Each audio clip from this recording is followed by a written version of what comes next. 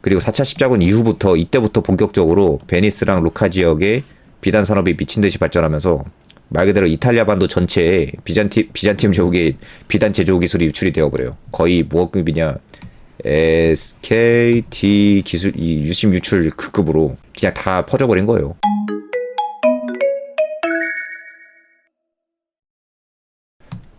그래서 이러한 산업을 지극히 강력한 국가 통제적 경제 계획으로 보호하고 그 주도해서 발전시키려고 했기 때문에 잘 된 거다. 그리고 이게 기술 유출 방지를 하기 위해서 엄청 많이 노력을 하는데, 그러면 비잔티움 제국이 언제 약해지냐? 국가의 통제력이 약해져서 이탈리아 상인 간첩들의 기술을 통제할 힘을 잃어버리자 곧장 경제력 붕괴, 나아가 망국이 시작됐다고 합니다. 이 논문에서 말하고 있는 건 이거예요. This was the beginning of the end. 졸라 멋있는 말 해요. 아, 호성이님 안녕하세요.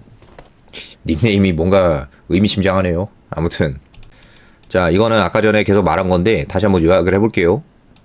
비잔티움의 독특한 무역 경제 구조가 뭐예요? 결국 유럽과 아시아의 돈이 어떤 식으로든 결국에는 다 콘스탄티노플로 몰려요. 이 엄청 독특한 무역 경제 구조거든요. 그리고 이런 체급이 있으니까 땅을 좀 잃어버려도 돈으로 용병을 사서 버티자는 생각이 가능해져요. 돈으로 식량을 사자, 이것도 가능해집니다. 당시 거의 유일한 무역 적자가 중국과의 비단 무역이었다고 해요.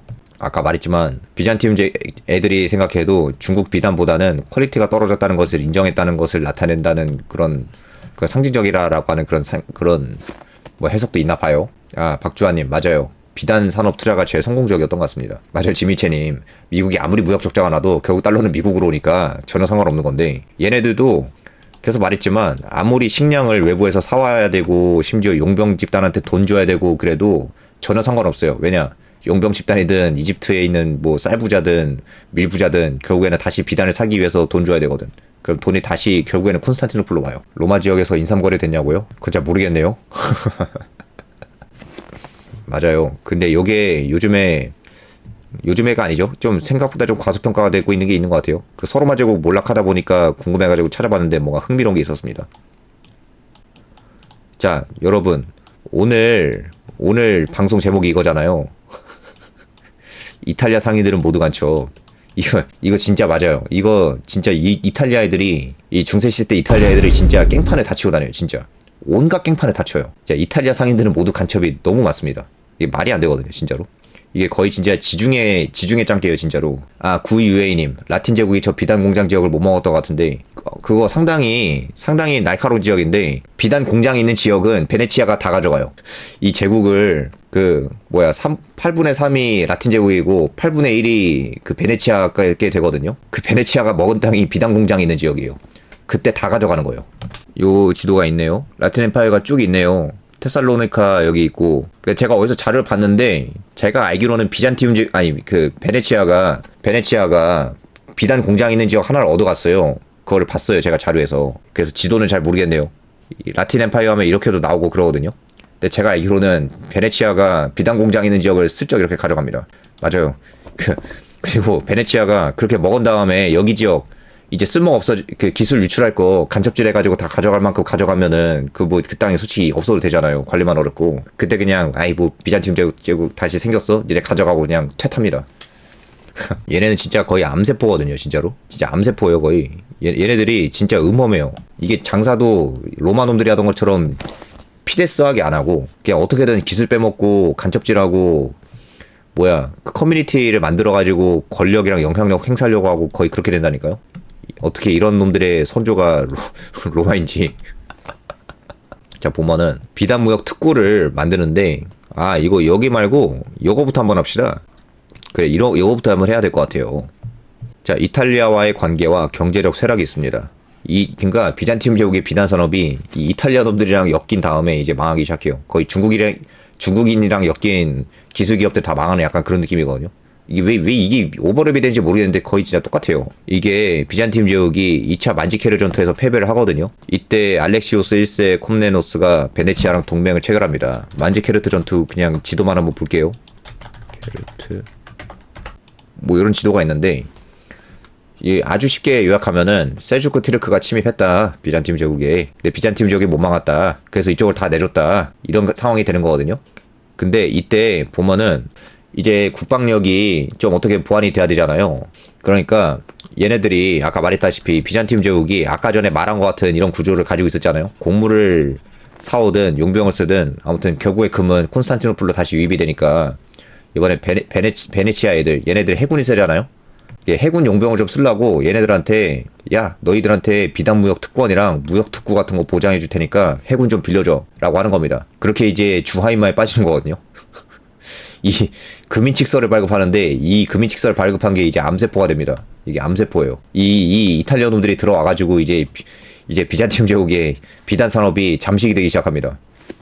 그러니까 이 금인칙서 내용이 크게 말하면 두 가지가 중요한데 첫 번째로는 콘스탄티노플 내에 이제 베네치아인들이 자유롭게 거래할 수 있는 경제 특구, 그러니까 주로 비단 무역이 이루어지던 곳이었겠죠. 여기를 마련해주고 심지어 국가가 독점하고 있던 비단 산업을 무관세로 숟가락을 얹을 수 있게 해줍니다. 라고 하지만 이거 이후에 콘스탄티노플만이 아니라 코린트도 가고요, 테살로니카도 가고 다 해요. 그러니까 결국에 이탈리아 놈들은 진짜 그냥 돈 되는 산업 기반이 있는 데가 있으면은 그냥 다 파고 들어가가지고 암세포가 돼요. 다 간첩질 해가지고 지리 정보 다 주고 기술 정보 다 주고 그렇게 합니다. 그래서 실제로 논문에서 계속 이건 여러 연구에서 제대로 가는 거예요. 그게 뭐냐면은 1082년 이후 이탈리아 놈들한테 비단 무역을 빼앗기면서 경제력이 급속도로 쇠락하기 시작했고 실제로 이때부터가 비잔티움 지역의 몰락의 시작과 시기가 거의 비슷해요. 그리고 이탈리아 놈들이 비단 사업을 시작할 때부터 이제 마케도니아 왕조 이후에 그 망조가 이제 드는 거거든요. 반대로 말하면 마케도니아 왕조는 그때까지 그래도 비단 산업이 튼실했으니까 그걸로 돈을 많이 가져올 수가 있으니까 그걸로 이제 잘 버틴 건데 이 암세포 같은 이탈리아 놈들이 들어와가지고 그게 다 이제 박살나기 시작한 겁니다. 그럼 이탈리아 놈들이 도대체 뭘 어떻게 했냐? 비단 무역 특구마다 암세포처럼 길드 지부나 이주민 마을을 형성을 해요. 왜냐? 자유롭게 가도 되거든. 그러니까 콘스탄티노플에 비단 무역하는 곳이 있다라고 하면은 비단 무역하는 곳에 그 단체로 이주민을 보내가지고 여기에 약간 차이나타운을 만드는 거예요. 쉽게 말하면 이탈리아 타운, 여기서는 베네치아 타운이라고 할까요? 베네치아 타운 거기 차이나타운을 만드는 거거든요. 차이나타운 어디나 다 있잖아요. 테살로니카에도 그걸 만들고 여기 펠로폰네소스 반도에도 그걸 만들어요. 그냥 베네치아 타운을 그냥 돈 되는데 다 뿌려두는 겁니다. 거기서 이제 비단 무역을 하든 장사를 하든 뭘 하든 조금이라도 기술을 획득하면 이탈리아에서 바로 보상을 받아요. 그러니까 정보를 얻으면 바로 그냥 본국에 팔아가지고 돈 버는 거고, 나중에는 심지어 어떻게 되냐, 자 여기 오랫동안 살면은 솔직히 다 알잖아요. 어디에 비단 공장이 있고 인력이 뭐가 있고 다 알잖아요. 그 대대로 이제 정보가 돌지 않겠습니까? 그러면은 십자군들이 올 때마다 정보를 다 줘요. 야 저기 비단 공장이 있어요. 저 새끼가 저거 장인이에요 막 이러면서. 나중에 그래서 비잔팀 제국의 기술을 획득하고자 직접적으로 약탈까지 시도합니다. 지금으로 따지면 진짜 기술 해킹, 산업 스파이 짓을 한 거예요. 진짜. 신하님, 항구 알박기는 유럽 혐성들의 유구한 전통. 그래서 제가 옛날에 그 농아리 하면서 말한 건데 실제로 그 대항해 있을 때 제국주의 애들 하던 거 있잖아요. 아메리카 대륙이랑 아프리카 침탈하고 하는 그런 방법이 사실은 십자군 전쟁 때 다 생겼습니다. 이때 화폐 같은 거, 이때부터 귀금속 화폐가 아니라 신용 화폐 같은 거 생기고 알박기 해가지고 시비 거는 것도 생기고 다 해요. 십자군 전쟁 시기가 그래서 재밌어요, 여러분. 그래서 비잔티움 제국의 경제적 타협과 몰락. 이거 보면은 자 그렇게 비잔티움 제국은요 경제적 자립을 포기했죠. 뭔 소리야. 이것도 제가 그 영혼이 빠져나가가지고 잘못 썼나 보네요. 그 정치적 타협을 계속해요. 근데 경제적 자립을 포기한다는 거는 이게 뭐냐면은 나중에 가면 뭐가 되냐, 아예 그냥 무관세만 하는 게 아니라 비잔티움에서 만들어진 거 너희가 갖다 팔아 이렇게도 하고 그러거든요. 그러니까 이권을 계속 주는 거예요. 무역 같은 거 하는데. 제가 살펴보니까 비잔티움 제국이 외세 침략과 내부의 착취도 심했어요. 물론 내부의 착취도 큰 문제로 뽑히거든요, 전통적으로. 근데 장기적으로 또한 결정적으로 비잔티움 제국을 박살낸 건 그 여타 비단 산업 지역 내 침투에서 자유롭게 경제적 이권을 좀먹어간 이탈리아 놈들의 역할이 좀 컸던 건 맞는 것 같아요. 여러분들이 아시겠지만 그 4차 십자군 이후부터 갑자기 국력이 꼬꾸라지잖아요. 근데 그렇게 된 이유도 이거 때문이에요. 비단 기술을 다 뺏겼어요. 이 이후로 비잔티움 제국의 비단 기술은 지속적으로 이탈리아로 유출이 됩니다. 비잔티움 제국 곳곳에 침투한 이탈리아 상인, 노동자, 농민들에 의해 기술이 계속 유출이 돼요. 그냥 비단 기술이 있는 모든 곳에 다 차이나타운을 만들어가지고 다 유출시키는 겁니다. 진짜 이거 여러분 이때 시기 진짜 찾아보시면 이탈리아 놈들이 하던 게 진짜 거의 절망편의 중국인이에요. 절망편의 중국인이에요, 진짜로. 그러니까 돈 냄새만 맡으면 어디든 다 찾아가서 거주지를 만들거나 길드 지부를 만들어요. 그리고 기술이나 상품 기술 유출시킬 궁리만 합니다. 그러니까 돈 되는 도시는 어디에나 그냥 다 이탈리아인들이 있었어요, 그냥. 이때 드디어 2차 십자군 때 첫 번째 포문이 열립니다. 지중해 장기 이탈리아 놈들의 결정다 첫 번째. 로저의 대적 시대 선언이에요. 자, 갑자기 왜 로저 드립을 치냐. 약탈해라. 우리가 원하는 모든 곳이 비잔티움 제국에 있다. 이들이 외치냐. 당시 2차 십자군 때 시칠리아의 로저 2세라는 놈이 이걸 이탈리아어로 뭐라고 발음하는지 모르겠어요. 펠로폰네소스 반도의 비단 명가였던 코린트, 테베 지역을 약탈하고 직공들을 납치하고 비단 제조 기계 이걸 약탈해서 팔레르모와 칼라브리아에 자신의 비단 공장을 세우는 선구자 짓을 해요. 그러니까 4차 십자군이 있기 전에 이미 한 번 있었어요. 방짓기인지 모르겠어요. 근데 아마 맞겠죠. 이때 팔레르모랑 칼라브리아에 로저 2세의 그 비단 공장이 생겼대요, 실제로. 그러니까 최소한 2개 생긴 거죠. 그러니까 오랜 기간 비잔티움 제국의 기술 장벽을 체감했던 이탈리아 놈들은 드디어 그 기술을 직접 빼앗아 와서 장사해보자는 생각을 하게 된 겁니다. 맞아요, 구유에이님. 이게 뭔지 모르겠는데 이렇게 되어 있었어요. 뭔지 모르겠지만 이렇게 되어 있었습니다. 아무튼 근데 그렇게 차렸는데 기술이 조악했는지 자본이 부족했는지 4차 십자군 이전까지는 큰 영향력을 발휘하지 못한 것 같아요. 이후에 뭔가 이름을 날렸다는 그런 것도 안 보이고, 당시 시칠리아가 팔레르모랑 칼라브리아에 이걸 공장을 지었음에도 불구하고 돈을 못 번 이유는 얘네들은 이때 뽕나무가 없었나 봐요. 제가 아까 전부터 왜 뽕나무에 그렇게 꽂혔었냐면은 그 이쪽에 뽕나무가 재배가 되기 시작하면서 이탈리아 애들이 산업을 전반적으로 빼앗아온 그게 있거든요. 그리고 이탈리아 반도에 뽕나무가 심어진 게 과학적으로 봤을 때 12세기 정도래요. 12세기 한 중순 정도. 이거 과학적으로 이건 되는 거잖아요, 그렇죠? 이거는 되는 건데, 근데 여기는 어쨌든 간에 그 뽕나무가 없었어요. 그러니까 얘네들은 어쨌든 간에 뽕나무를 심는 건 실패를 한 겁니다. 제가 보기엔 그래요. 기술이 없었거나 아니면은 얘네들이 누에만 가져오고 뭐 뽕나무를 심지 못하냐 뭔지 모르겠는데, 아무튼 그래서 팩트는 뭐냐면은 얘네들이 공장을 세웠는데 이후에 뭐가 생기냐, 그 콘스탄티노플에서 원단을 계속 수입했대요. 그러니까 여기서 원단을 수입해서 여기서 가공해서 파는 형태로밖에 못한 거예요. 그러니까 힘을 못 쓴 건 팩트거든요. 그러니까 이건 팩트예요. 그러니까 공장이 있는데 콘스탄티노플에서 원단을 사가지고 와서 가공하는 일 정도로 한 거지. 그러니까 얘네들이 근데 열받잖아요. 열받으니까 관세 때리고 뭐 했겠죠? 그래가지고 이걸로 돈을 그렇게 벌지 못했다라고 하는 그런 게 있습니다. 아마 제 생각에는 그러니까 뽕나무가 여기 심어지기 시작한 시기 같은 걸 해가지고 그 뽕나무 때문인가 했었거든요. 뭐 누에 때문일 수도 있고요. 근데 누에 때문이 맞군요. 회전하는 삼각김밥님. 기술 쌓이면서 기후 쉽고 누에 사육 가능해지면서 와장창. 그쵸? 그래서 이 로저라고 해가지고 이 로저 2세가 이렇게 선언을 해버린 겁니다. 이 비단 공장 창업을 한 사람이잖아요. 약탈해라. 우리가 원하는 모든 것이 비잔티움 제국에 있다. 이지랄 하는 거예요. 그래서 이 논문에서 이런 부분을 말하거든요. 이것도 제 뇌피셜 번역인데, 규제가 엄격하게 유지되는 한 비잔틴의 귀중한 비단 독점은 와해되지 않았다. 다른 많은 나라들이 비단 재배법과 아름다운 비단 제작법을 배우고 있었지만 어떤 유럽인도 비잔틴 제품의 품질이나 비잔틴 장인의 솜씨를 따라올 수는 없었다. 이게 뭐냐면은, 그러니까 로저 2세가 기술을 약탈을 해가도 그래도 얘네들이 그러니까 시칠리아 애들이 그 기술도 안 좋고 하니까 결국 비잔티움 제국이랑 경쟁이 안 되는 거예요. 경쟁이 안 되죠. 그 신하님, 뽕나무 종자를 비잔틴이 금수 물품으로 통제했던 기록이 있나요? 그냥 금수 물품으로 통제한 것뿐만이 아니라 그냥 국가에서 그냥 다 관리했어요. 그러니까 원단의 생산, 뭐 가공까지 다 통제했어요, 진짜로. 다 통제합니다. 회전하는 삼각김밥님, 누에 진짜 뭐만 하면 죽음. 먹이 입 앞에 가져다 놓지 않으면 먹이 찾아 먹담. 사육사 도움 없으면 살아갈 수가 없는 야생성 영인 동물임. 아 진짜요? 뭐 그런 동물이다 했지? 아니 개웃기네. 아무튼 이게 결국 재배 같은 거 제가 봤을 때 객관적으로 팩트만 정리하면은, 일단은 자체적으로 원단 생산을 못하니까 수입을 하기 때문에 수익성이 안 좋았던 것 같고, 두 번째로 어떻게 만들어도 비잔티움 제국의 장인들이 기술이 더 좋을 거 아니야. 당연히 더 기술이 좋으니까 얘네들은 시칠리아 애들은 가성비도 안 좋은데 결국에 기술도 비잔틴 장인들의 기술 못 따라오니까 경쟁력이 없었다.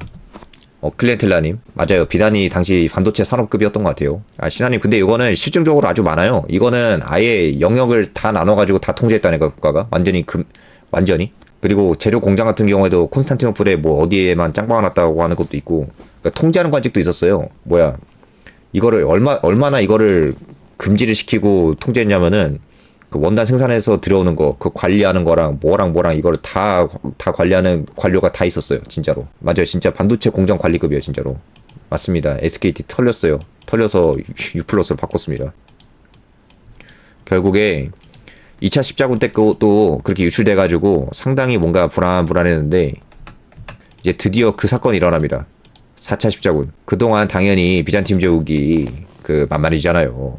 당연히 시칠리아 놈들도 로저 2세가 그렇게 했는데, 그 악명 높은 베니스 놈들이 이런 군침 도는 산업기술을 그냥 보고만 있을 리가 없잖아요. 그쵸?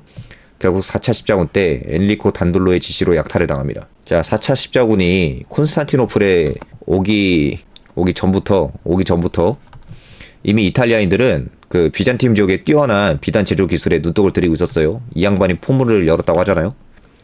이때 비잔티움 제국의 우수한 비단 장인들과 비단 제조 기계들도 또 약탈당했다고 합니다. 또 약탈당해요. 대충 기계가 이렇게 생긴 거였대요. 토로치토이오라고 하는 것 같은데. 근데 이때부터 뭐가 됐냐면은, 이때부터 갑자기 루카 지역에서 발견된 비단 생산 기계가 뭐 비잔팀 제국의 그것과 상당히 유사하다고 하는 것도 나오기도 하고, 그리고 4차 십자군 이후부터 이때부터 본격적으로 베니스랑 루카 지역의 비단 산업이 미친듯이 발전하면서 말 그대로 이탈리아 반도 전체에 비잔팀 제국의 비단 제조 기술이 유출이 되어버려요. 거의 뭐 급이냐, SKT 기술 유심 유출 그 급으로 그냥 다 퍼져버린 거예요. 그리고 이게 과학적으로 이때부터 뽕나무가 여기 자라기 시작했다는 게 있거든요. 뭔가 이거를 좀 기술을 가져간 게 아닌가 했는데, 이게 제가 그래서 뇌피셜로 한 게, 만약에 뽕나무 때문이 아니라면은 이때 4차 십자군 때 납치를 해온 뭐 장인이 있을 거 아니에요? 4차 십자군 때 납치를 해온 장인은 누에를 키우는 법을 알고 있었던 거예요. 근데 그 시칠리아 애들이 납치했던 장인은 누에를 키우는 법을 모르는 장인이었던 거지. 이 차이가 있었을 수도 있어요. 아무튼 간에 이 4차 십자군 이후부터 갑자기 이탈리아 반도 전체에 이 비단 생산이 시작이 된다. 자, 뽕나무랑 누에 당연히 비잔티움 제국에서 이제 가져온 거고, 아까 말했지만 2차 십자군 전후부터는 이탈리아에서 자체적으로 생산하기는 어려웠다. 왜냐? 뭐가 됐든 여기서 기후 조건이라고 쓰긴 했는데, 일단 원단은 무조건 비잔티움 제국으로부터 수입하는 구조였던 거예요. 그러니까 실크가 자체 생산이 안 돼요. 그러니까 수익성이 안 좋겠죠. 그렇다고 비잔티움 제국의 오랜 숙련된 장인들보다 잘 만들지도 못하고. 근데 4차 십자군 이후부터 이제 큰일 난 겁니다.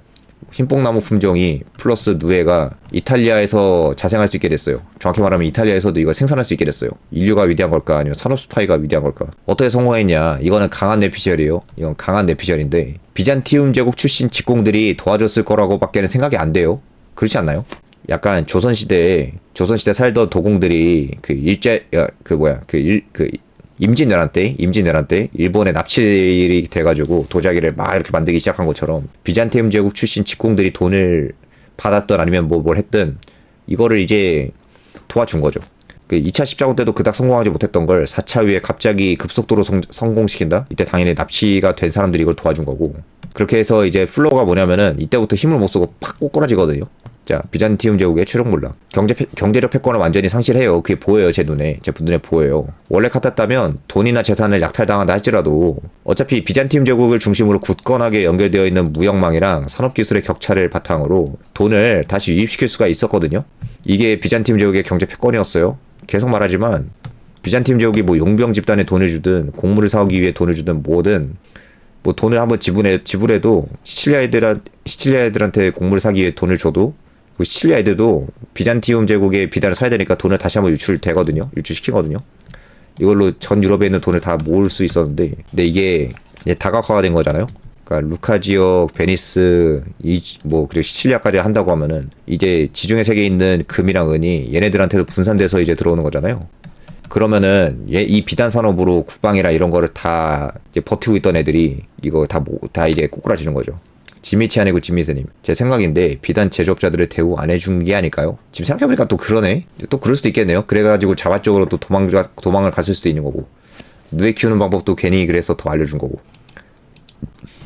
자, 그래서 그 패권의 전제였던 압도적인 기술력이 해체되죠. 그러니까 비잔티움 제국은 첨단 산업 제품 수출국에서 오히려 수입 규제국으로 전락합니다. 이게 언제였더라? 언제부터 이거를 그 수입 금지로 칠했다고 했는데 이거는 제가 좀 보충할 거 그랬네요. 그래서 이 르네상스 때 이탈리아 반도가 경제적으로 완전히 부흥하잖아요. 이탈리아 반도가 부흥하거든요. 근데 그렇게 되면서 전 유럽에 얘네들의 비단이 수출이 돼요. 이게 어떻게 되냐? 심지어 비잔티움 제국에도 수출이 되거든요. 이게 비잔티움 제국이 깜짝 놀라요. 얘네들이 왜 이렇게 이제 잘 만드냐고. 그래서 이제 뭐가 되냐면은 이제 수입 규제를 합니다. 국내 산업을 보호해야 되니까 국내 산업 보호 정책을 합니다. 옛날에는 비잔티움 제국이 완전히 막강하고 독점이니까 전 세계 무역의 독점이니까 돈을 그렇게 많이 벌었는데 이제는 그냥 아예 수입을 하지 않기 위해서 그냥 관세를 때리면서 막는 그런 산업 경쟁력에서 밀리는 나라가 되어버린 거죠. 그 내부 행정 문제도 생겨요. 이게 조세는 이미 지방 귀족이나 공무원들이 착취하는 비잔틴적 행정의 암세포에 잠식당한 상황에서 비잔틴 제국이 할 수 있는 건 아무것도 없었다. 잠깐만요. 그것도 한번 추가를 또 해서 또 언급을 해보면은 자료에서 그 제가 인용을 할까 말까 했던 건데 이거는 확실하게 계속 언급이 되는 부분이에요. 이것도 또 추가를 하자면은 Finally from Byzantine law and taxation then the empire itself was ready to fall. 아 이거 가려져 있네. 죄송해요. 이게 뭐냐면은 비잔티움 제국의 법과 조세로부터 시작을 해가지고 마침내 그 제국이 그 스스로 몰락할 준비가 되었다라고 하는 거죠.